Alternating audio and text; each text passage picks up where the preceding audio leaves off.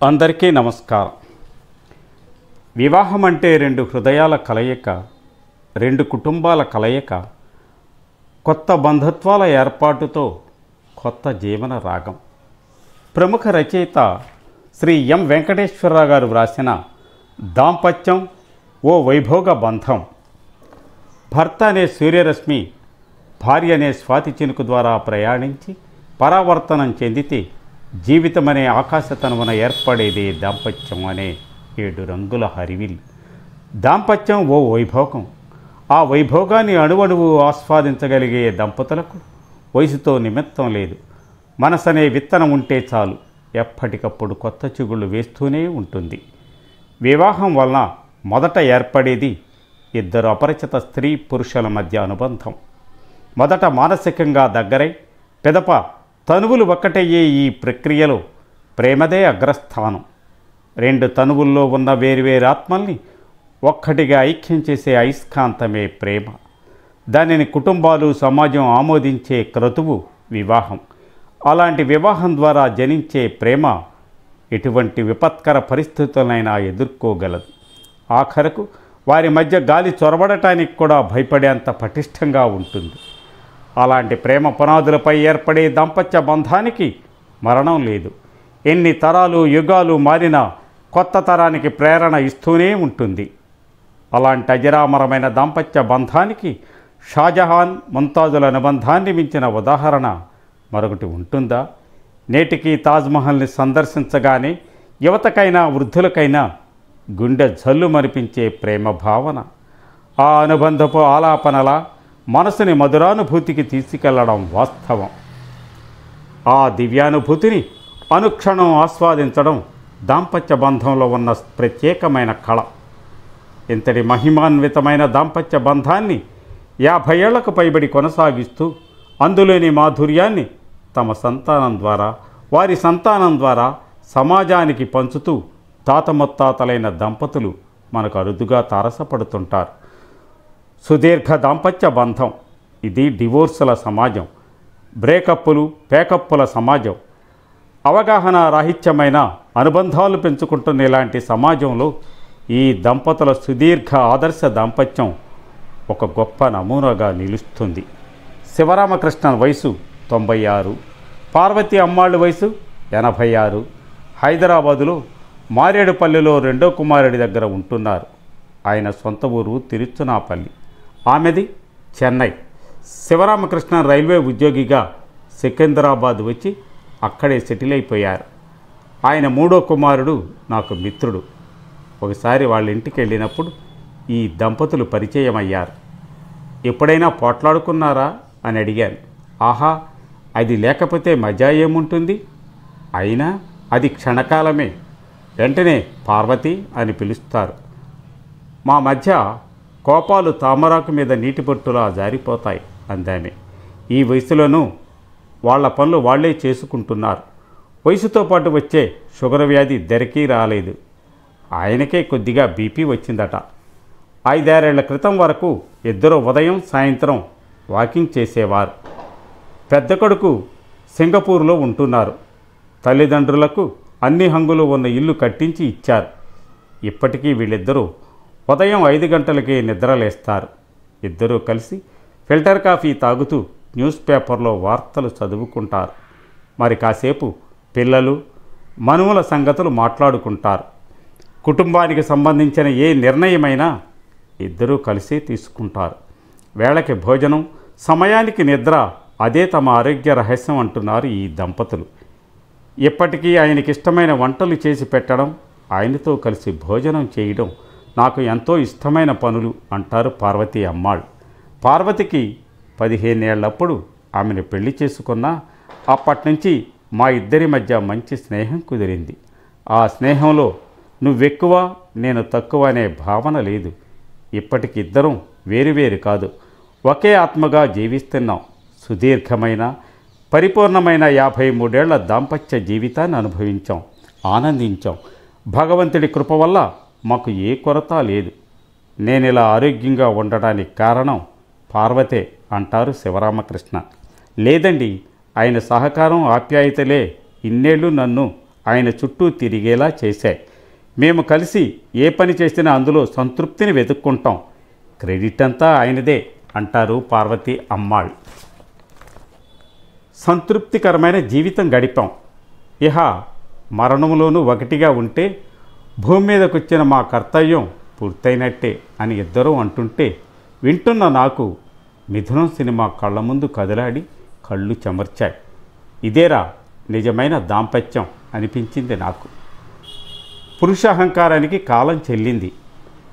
దంపతులలో నా నువ్వు నీ నేను అనే భావన ఏర్పడేది వివాహంతోనే. దానిని కొన్నేళ్ల పాటు పెంచి పోషిస్తే తర్వాత అదే దంపతుల్ని నడిపిస్తుంది. భాగస్వామి కళ్ళలో తమ ప్రతిబింబాన్ని నిజాయితీగా చూడగలిగితే వారికి తెలియకుండానే లోపాలు కనుమరుగవుతాయి. ఇవాల్టి జనరేషన్ వివాహ బంధానికి విరుద్ధంగా లివిస్ రిలేషన్షిప్ వైపు మొగ్గు చూపుతున్నారు. కానీ అది ఎంతమంది ఎంతకాలం కొనసాగుతున్నారు?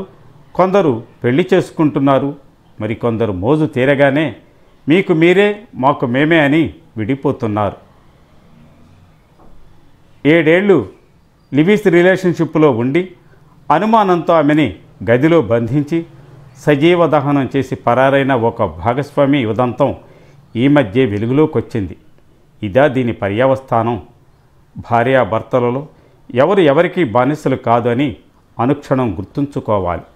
తనేం చేసినా భార్య భరించాలనుకోవడమే పురుషులు చేసే పెద్ద తప్పు. పురుషాహంకారానికి కాలం చెల్లిందని గ్రహించిన వారే సుఖజీవనం సాగించగలరు. అనురాగాలు మారునా?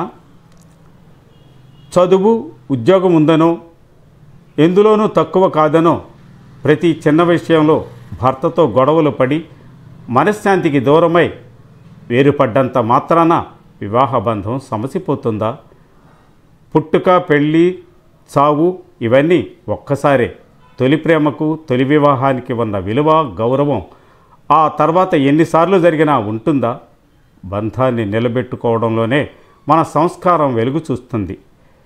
వివాహ బంధం అనే పాత సినిమాలో భానుమతి పాడిన ఆలు మగలు విడిపోయినంతనే అనురాగాలే మారునా, విడిగా బ్రతుకులు గడిపినంతనే వివాహ బంధం తీరుననే పాట అజరామరం.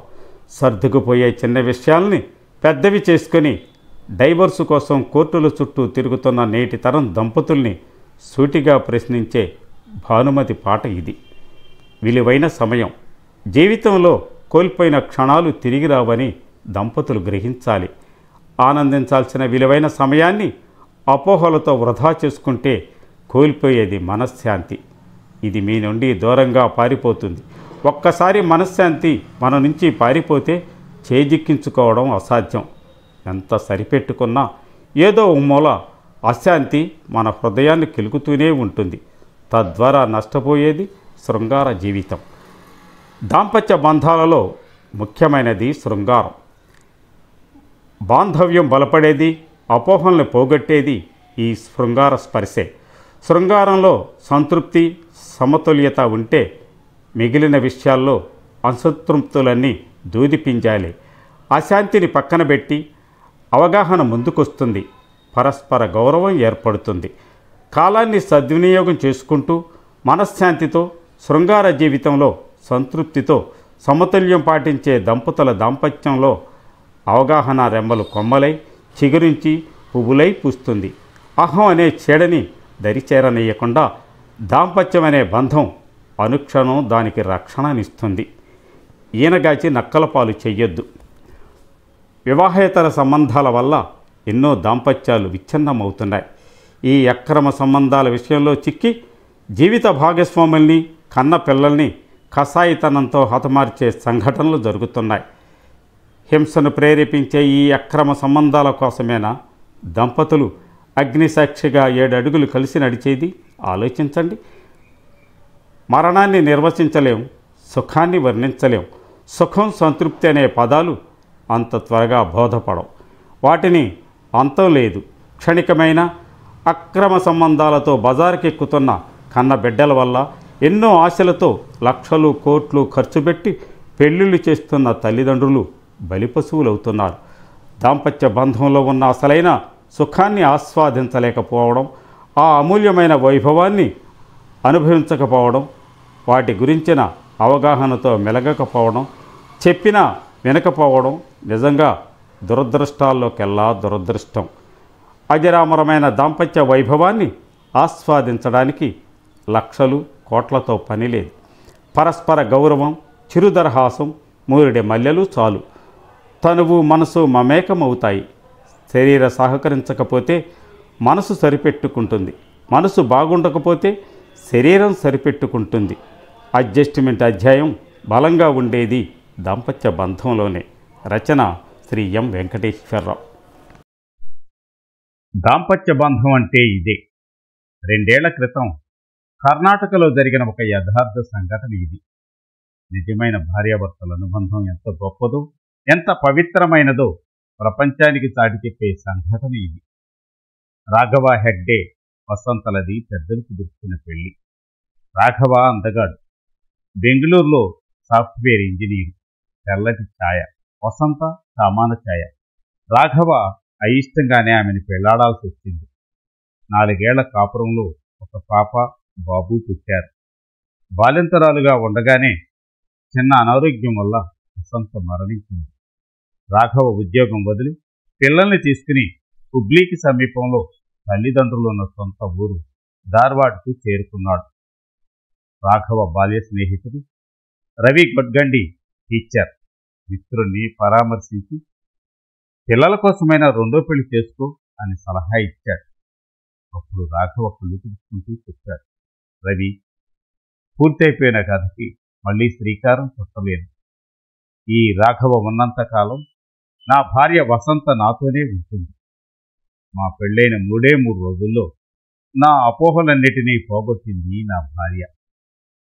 నా ఊహల్ని కలల్ని వాస్తవం చేసి గిరిగీసుకున్న నా పరిధిని నా చేతులతోనే తిరిగేసేలా చేసింది. మా మధ్య శాశ్వతమైన అనురాగం వేళ్ళూనుకునేలా చేసింది.